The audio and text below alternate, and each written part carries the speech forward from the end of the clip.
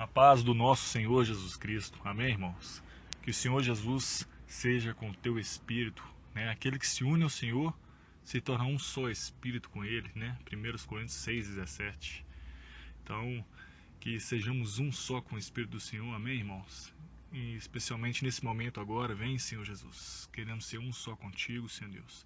Ter o mesmo pensar, o mesmo falar, o mesmo sentir, né? E o mesmo agir, Senhor Deus. Mente, vontade e emoção alinhadas com a do Senhor. Nós queremos ter a mesma imagem do Senhor Jesus. Socorra-nos, Senhor Deus. Amém? Santo é o teu nome, Senhor Jesus. É o que eu te peço no teu santo nome, Senhor Jesus. Amém. O crente espiritual. Amém, irmãos? Nós falamos ontem sobre o crente carnal, né? Fazendo uma retrospectiva, nós falamos sobre que o homem ele é formado de 3 partes: espírito, alma e corpo. Nós falamos da salvação dessas 3 partes, né? A salvação do espírito, a salvação da alma, a salvação do corpo. Depois nós falamos sobre as 3 classes de homens: o homem natural, o crente carnal, e hoje nós vamos falar um pouco sobre o crente espiritual. Amém? A tendência é nós falarmos dessas 3 classes durante todas essas ministrações que nós vamos fazer aqui pela frente, né? Ora nós vamos estar pontuando o crente carnal, ora nós vamos estar pontuando o crente espiritual. Porque o crente espiritual ele é o vencedor, né? E como o título dessas ministrações é o vencedor e o reino milenar, nós vamos estar falando muito sobre o vencedor, né? E sobre como se tornar esse vencedor, né? Como atingir esse alvo de ser vencedor. Então, para atingir esse alvo é uma migração do crente carnal para o crente espiritual. Então nós vamos ficar oscilando entre esses dois, né? E vagamente agora nós vamos falar sobre o homem natural. O homem natural nós vamos começar a deixar ele mais para trás, né? Porque a ideia é avançarmos com o Senhor, né? Então a ideia é nós termos o Espírito Santo, o Espírito, nosso Espírito, né? O Espírito do homem regenerado pelo Espírito Santo do Senhor, por meio de invocar o seu nome, né? Por meio de ter uma relação com o seu nome. Então, o Senhor vem nos iluminar, toca na nossa consciência, Ele mostra para nós o ponto onde nós estamos errando, nós nos arrependemos, somos lavados pelo sangue do Senhor Jesus Cristo, deixamos todos os ídolos, né? Todos os senhores e senhoras, passamos a adorar e reconhecer somente o Senhor Jesus Cristo como o único Senhor, e vamos adiante nisso, amém? E agora, nós temos muita coisa para ser transformada na nossa alma, né? O nosso caráter, ele tem que deixar de ser um caráter carnal para ser um caráter espiritual. E isso é de glória em glória, né? Como dito lá em 1 Coríntios, capítulo 3, versículo 17. Ou é 2 Coríntios, capítulo 3, versículo 17. Sempre confundo, né? Se é 1 ou se é 2 Coríntios. Mas o capítulo é 3, versículo 17 e 18, que diz o seguinte, que quando nós vamos contemplando o Senhor Jesus, né, como um espelho, nós vamos sendo transformados na sua imagem. E isso é de glória em glória, né? Dia a dia. Então o que nós temos que fazer é contemplar o Senhor Jesus, né? Agora, desejar ardentemente o genuíno leite espiritual para haver crescimento para a salvação, né? Como Pedro vai dizer lá em 1 Pedro 1,9. E como Paulo vai dizer em Filipenses, né? Que é desenvolver a nossa salvação com temor e tremor, né? Porque o Senhor vai pedir conta agora do Espírito que Ele nos deu, né? Como é dito lá em Lucas 12, versículo 47 e versículo 48, que diz o seguinte: aquele servo, pois, que soube da vontade do seu Senhor e não se aprontou, ele vai receber muitos açoites. E até aquele que não soube, né? Aquele servo também, que não soube da vontade do seu Senhor e fez coisas dignas de reprovação, também receberá açoites, né? Mas receberá poucos açoites. Por quê? Porque foi colocado um grande depósito sobre nós, que é o Espírito Santo, e esse Espírito, ele geme, né? Ele geme dentro de nós, com gemidos inexprimíveis. Não é assim que dito, lá em Romanos? Com gemidos inexprimíveis, e leva até o Senhor a intenção do nosso coração, né? Ele intercede por nós e fala assim: ó, Senhor, quero transformar esse homem nessa, né? Ele está com essas dificuldades, e o Senhor traz a sua riqueza para nós, por meio do seu Espírito, para nos moldar. Só que se nós tivermos uma alma muito fortalecida, uma mente, uma vontade, emoção muito arraigada nesse mundo ainda, e não buscar o Senhor e facilitar esse trabalho, né? Porque agora depende se nós vamos estar nos inclinando para o Espírito ou vamos estar inclinando para a alma, né? Para o coração caído. Se nós inclinarmos para o Espírito, o Senhor vai ter um canal aberto e aí Ele vai conseguir agir em nós. Caso contrário, nós vamos estar dificultando, nós vamos ser uma pedra de tropeço para o agir do Espírito Santo. Não é verdade? Então, o Espírito, ele arde em ciúmes, né? Assim que é dito lá em Tiago, tem ciúmes de nós, porque Ele quer trabalhar em nós, né? Porque se Ele entrou no nosso Espírito, agora Ele quer trabalhar em nós. E nós precisamos deixar Ele. Nós não podemos apagar o Espírito, ou seja, sufocar o Espírito, como é dito ali em Tessalonicenses, né? Capítulo 5. Nós temos que abanar esse Espírito, como se fosse um fogo, né? Nós vamos abanando até esse fogo ir pegando mais, né?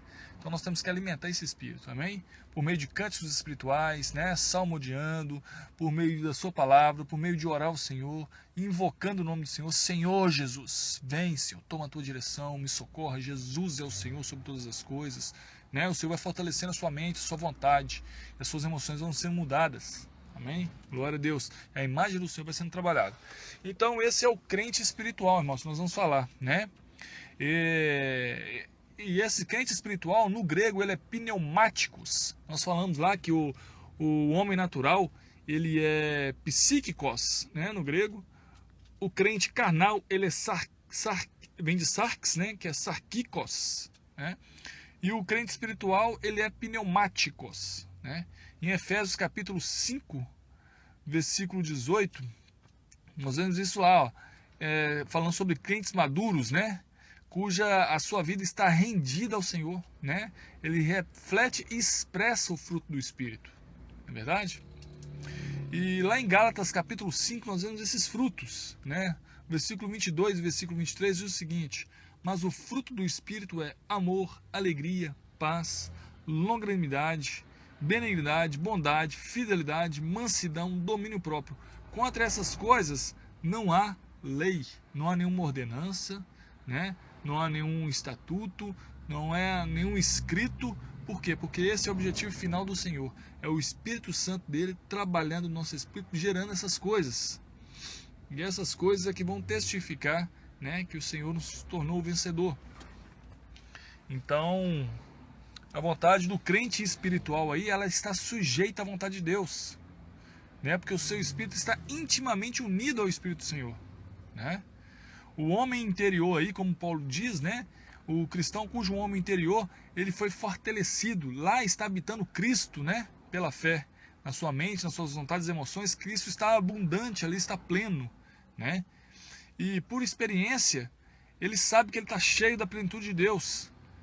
E ele compreende que é o seguinte, que o Senhor só pode ser grande, né? Os propósitos do Senhor só pode ser entendido, o amor, a sua misericórdia, né, para conosco, só pode ser abundante se houver uma perfeita expressão da unidade do corpo de Cristo, né? Ali na cidade que a pessoa está, não é verdade? Então, ele vai tentar fazer o vínculo do Espírito com que o Espírito, que o amor, né, o vínculo do Espírito esteja entre os irmãos, não é verdade? Ele não vai querer que tenha facções, divisões, né? Ele vai querer que os irmãos estejam unidos no nome, em torno do nome, que é o nome do Senhor Jesus Cristo, né? Então, esse crente espiritual, ele se sente mal quando ele vê as diversas denominações, essas facções, o corpo de Cristo dividido, né? Então, ele quer ver os irmãos unidos pelo vínculo do Espírito, amém? Então, ele sabe que quando esses irmãos estiverem de fato unidos em torno do nome do Senhor, né? E vinculados pelo Espírito, ele sabe que o Senhor vai se manifestar em sua grandeza naquela expressão ali, no candelabro daquela cidade, vamos dizer assim, né? Não é assim que nós vemos lá, a igreja em Éfeso, a igreja em Esmirna, né? É um candelabro, é uma única expressão, o corpo está unido naquela expressão daquela cidade, né? Então os irmãos não podem estar divididos dentro de uma única cidade, né? Eles têm que estar unidos. Essa é a limitação do corpo de Cristo naquela cidade, eles têm que ser um só, não é verdade? Então o crente espiritual entende essas coisas. E nós podemos perguntar, né, como que nós podemos determinar, né, um outro fator determinante sobre a maturidade espiritual de um crente, né? Porque é o seguinte, a espiritualidade ela não se adquire por inércia. Tem que ter um um preço a pagar, né? Vamos dizer assim, a pessoa tem que ir em direção ao Senhor, a pessoa tem que comprar o azeite, né? Não é assim que é falado lá na parábola das 10 virgens? A pessoa tem que ter essa disposição de sacrificar os seus próprios desejos, né? Seus próprios interesses, suas próprias comodidades, né? Em prol do reino do Senhor, né? Do reino dos céus, o reino que vai vir lá dos céus, não é o reino nos céus, né? O reino que vai vir dos céus, não é verdade? O Senhor Jesus, ele está descendo, né? Sobre um cavalo branco, é assim que é dito lá em Apocalipse 19. O Senhor vai guerrear a guerra do Armagedon contra o anticristo, contra todos aqueles que vão vir contra Jerusalém. E ele vai estabelecer o seu reino, não é verdade? O seu reino de 1000 anos, é falado ali em Apocalipse 20. E aí, o reino desce dos céus, não é verdade? E o Senhor vai estabelecer o seu reino. Então, esse reino, ele tem os seus estatutos, que é falado ali em Mateus 5, Mateus 6, Mateus 7. Esse reino tem as suas regras, né? E essas regras vão contra o nosso ego, vão contra a nossa comodidade, vão contra os nossos próprios interesses, contra os nossos próprios desejos. Se você analisar, cada estatuto do Senhor que está ali, em Mateus 5, Mateus 7, Mateus 6, Mateus 7, vai contra o nosso ego, para tirar o orgulho da nossa alma, né? Que foi corrompida. A semente do conhecimento do bem e do mal é o orgulho que corrompe a imagem do Senhor em nós. Então, todas as palavras do Senhor ali é para nos esvaziar de nós mesmos, para tirar esse orgulho, né? Que foi colocado pelo Senhor, foi colocado pelo Satanás, né? Pela árvore do conhecimento do bem e do mal, para poder nos tornar na mesma imagem do Senhor. Então, nós devemos pagar esse preço, como as virgens prudentes. Então, toda vez que a nossa prioridade for nós mesmos e os nossos próprios interesses, nós vamos ser considerados como virgens insensatas. E nós vamos caminhar em derrota. Aparentemente, nós vamos achar que nós estamos vencendo, né? Com base em frutos externos que não são frutos internos. Né? É um grande perigo. Satanás, o que ele faz? Ele nos enche de doutrinas errôneas e diabólicas, né? Muitas vezes nós entendemos que podem ser por parte do Senhor, né? Nós confundimos a lei moral do Velho Testamento com o trabalhar do Espírito Santo interno em nossos corações agora no Novo Testamento. Então, se nós entendemos erroneamente essas coisas, nós vamos querer nos enraizar nesse mundo, né? Ter frutos externos nesse mundo em que vão sufocar o nosso coração para poder ter frutos internos. E isso pode ser uma grande cilada, né? Satanás, ele trabalha muito nesse sentido. Mas o que acontece? Nós vamos começar a fazer obras e mais obras e vamos perder o nosso relacionamento com o Senhor Jesus, né? A vida, ela começa interna, pelo um trabalhar do Espírito Santo. E esse trabalhar do Espírito Santo, ele vai produzir uma obra externa, mas é uma coisa genuína, vindo de dentro para fora. E não uma coisa que é de fora para tentar trabalhar o que está em dentro. Não, né? Isso é graça, isso vem do Espírito de Deus, foi o próprio Senhor Jesus que fez, né? Isso está tudo contido no Espírito do Senhor, e é esse Espírito que quer ter relacionamento conosco. Então, irmãos, a primeira promessa que é feita aos vencedores está ali em Efésios, né? Em Apocalipse, capítulo 2, versículo 4, né? E foi dito para a igreja em Éfeso, né? Não é assim? A primeira carta do Apocalipse ali, capítulo 2, escreve a igreja de Éfeso, né? E aí João escreve a igreja de Éfeso. E o Senhor fala ali, ó, vocês deixaram o primeiro amor, né? E esse primeiro amor, no grego, ele é o melhor amor. Ele é o primeiro de primazia, né? De primazia, de o melhor, né? Muitos irmãos entendem aí que pode ser aquela lua de mel, né? Aquele primeiro amor, aquele êxtase de ter, né? Isso aí está contido, se de fato está contido, mas não se resume a isso, né? Porque o Senhor quer nos levar a amadurecimento, né? Então, de fato, nós somos extasiados pelo Senhor, né? Por começar a ver o Senhor. Então nós ficamos assim nessa lua de mel, mas depois o Senhor nos acorda. E o Senhor começa a mexer na nossa alma, começa a retirar as coisas, né? Transformar o caráter carnal para o caráter espiritual. Isso começa a doer. E aí é que muitos não entendem o caminho da cruz e se escandalizam. E aí perde de fato esse primeiro amor, né? Essa lua de mel. Por isso que não se restringe essa lua de mel, né? Quando o Senhor começa a trabalhar de fato para nos amadurecer e começa a doer, nós temos que continuar tendo um relacionamento com o Senhor. Então, essa lua de mel, ela pode terminar, mas o relacionamento com o Senhor íntimo, com o primeiro amor, ou seja, com a primazia, com o melhor amor, ela tem que continuar, né? Porque nós somos chamados para a maturidade, não é verdade? E veja bem, o que aconteceu ali com aquela igreja do primeiro século ali, com a igreja de Éfeso, que eles haviam deixado o primeiro amor, é porque os judaizantes, né, ou seja, os judeus que praticavam o judaísmo, eles estavam batendo na mesma tecla falando, olha, vocês não podem deixar de seguir a lei de Moisés, não é verdade? Eles falam sobre isso. E isso aí estavam fazendo com que eles esquecessem da graça do Senhor Jesus. E o Senhor os livrou, o Senhor praticou toda a lei, o Senhor cumpriu a lei, porque todo homem que não conseguisse cumprir a lei era maldito, não é verdade? Então o Senhor se fez maldição no nosso lugar. O Senhor cumpriu toda a lei, né? E para que representasse um homem, para que fosse um homem vencedor. Então Jesus foi um homem vencedor, o único homem que cumpriu a lei, né? Por isso, voltamos a dizer aqui que nós não podemos adorar nenhum outro homem, nenhuma outra mulher, né? Não ter nenhum outro senhor e nenhuma outra senhora, porque nenhum deles, nenhum homem cumpriu a lei mosaica, a lei de Moisés ali, né? Somente o Senhor Jesus foi o único que cumpriu essa lei. E ele é o único que pode representar o homem na glória, porque ele foi o único que cumpriu a lei de Moisés, né? Então, somente ele tem autoridade de representar o homem diante de Deus. Nenhum outro homem tem, nenhuma outra mulher tem autoridade, né? Porque todos os outros foram malditos porque não cumpriram a lei, né?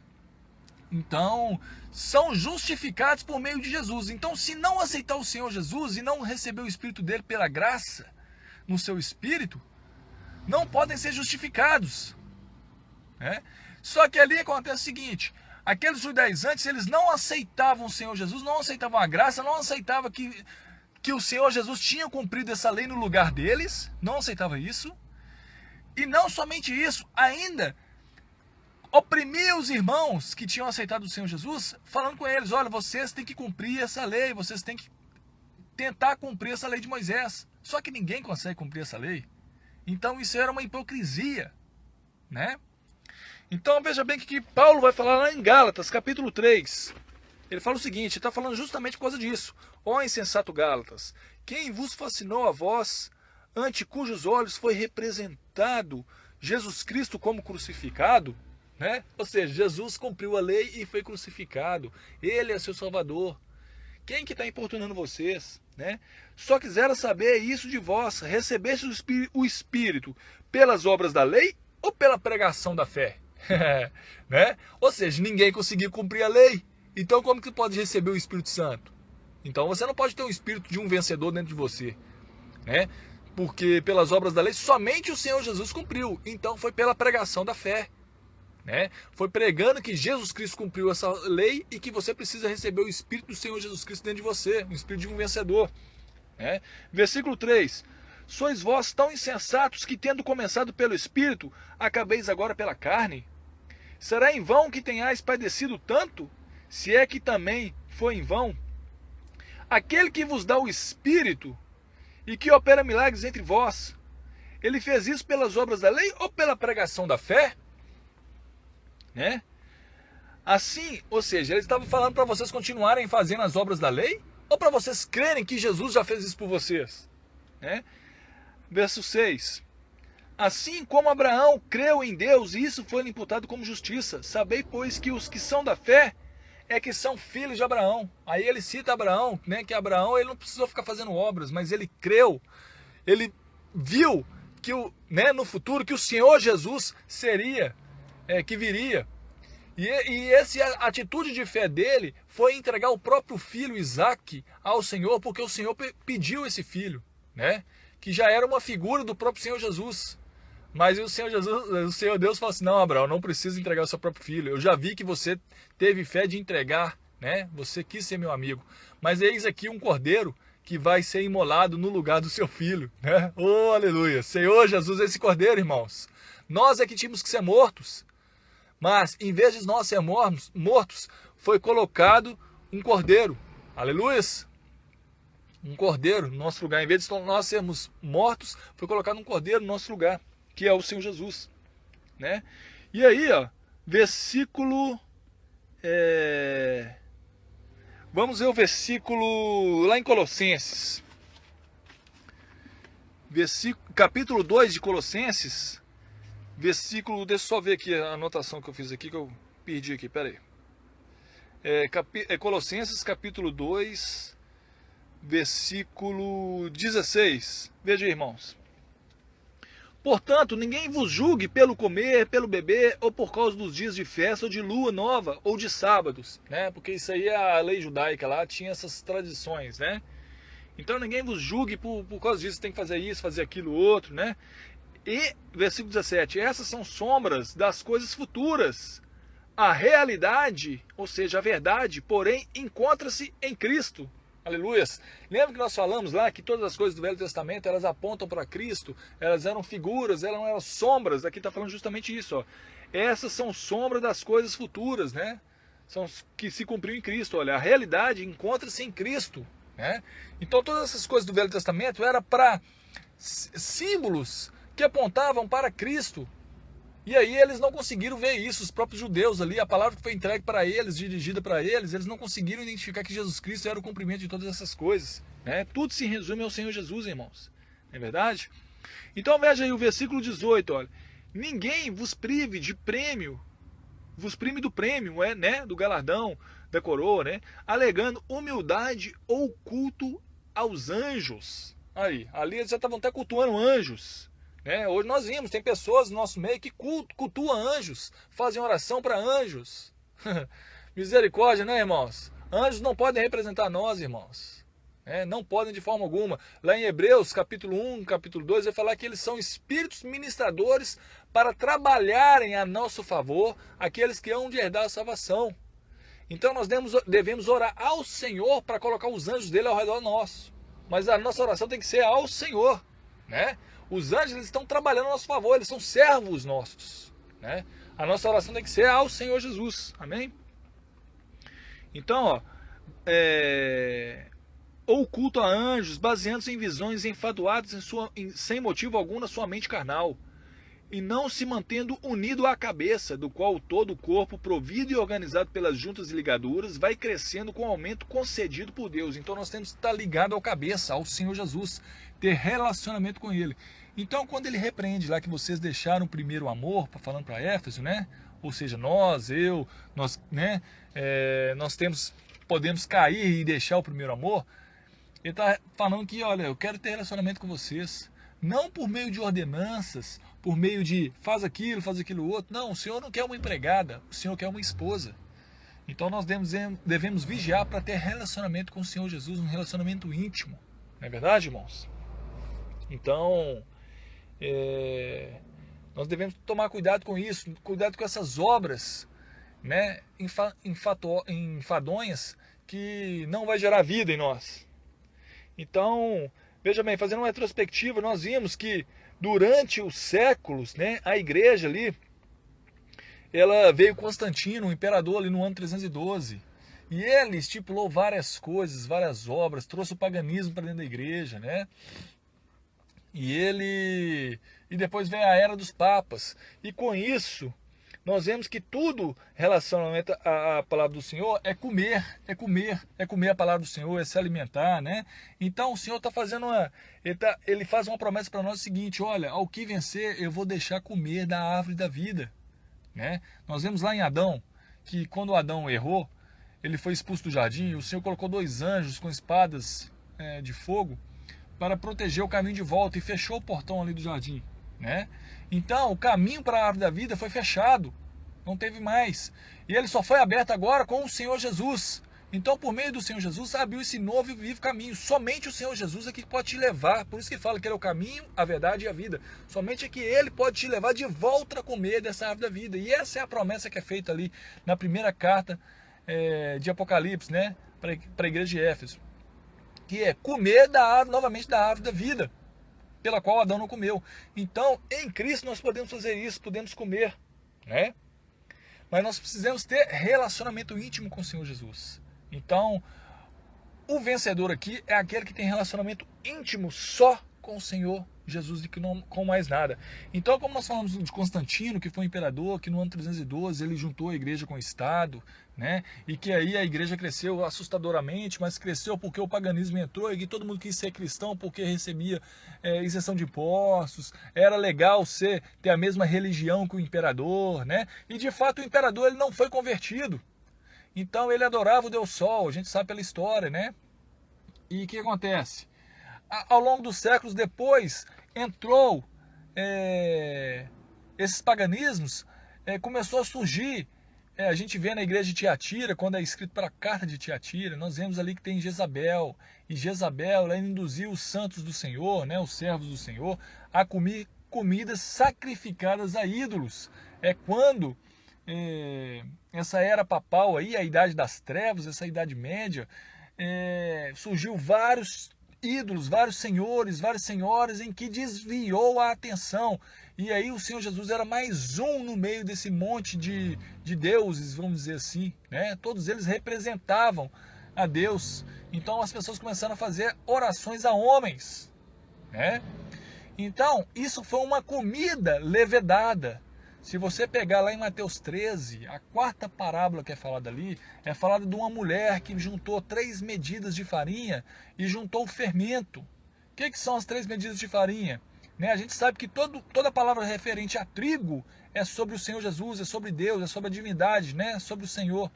Então, nós sabemos ali que ele juntou o Pai, o Filho e o Espírito Santo, o ensinamento dos 3, né? O Deus triuno, as 3 medidas de farinha, juntou com o fermento. Nós sabemos que o fermento em toda a Bíblia ele é prejudicial, né?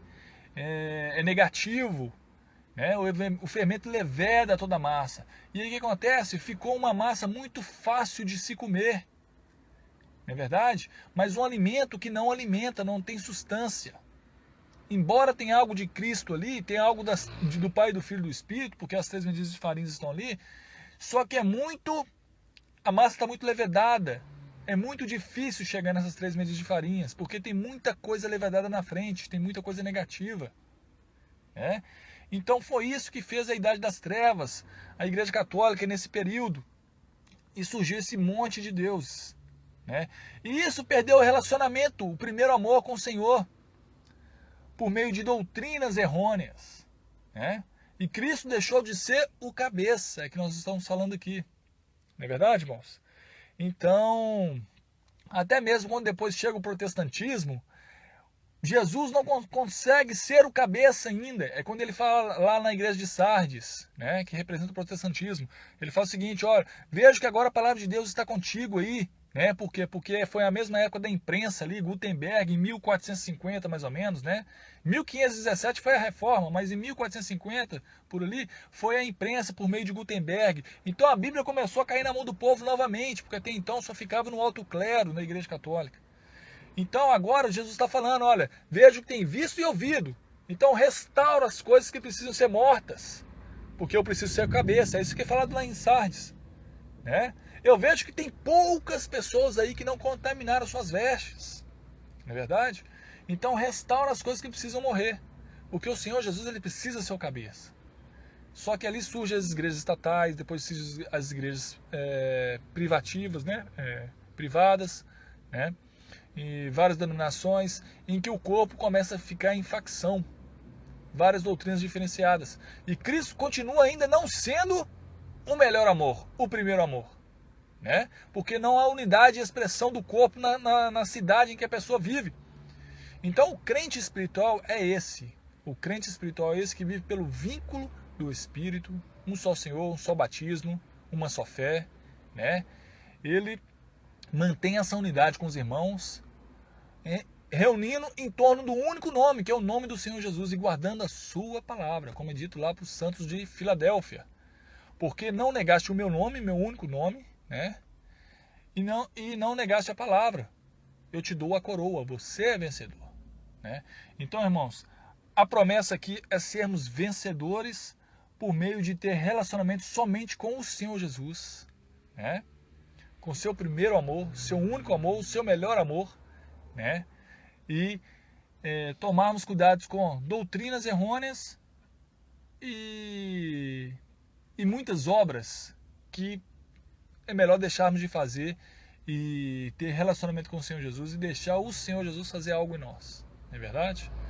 Então, fica aqui o crente espiritual, e ao longo das ministrações nós vamos falar mais sobre, né, conforme falamos, sobre o crente carnal e o crente espiritual. Amém? Glória a Deus.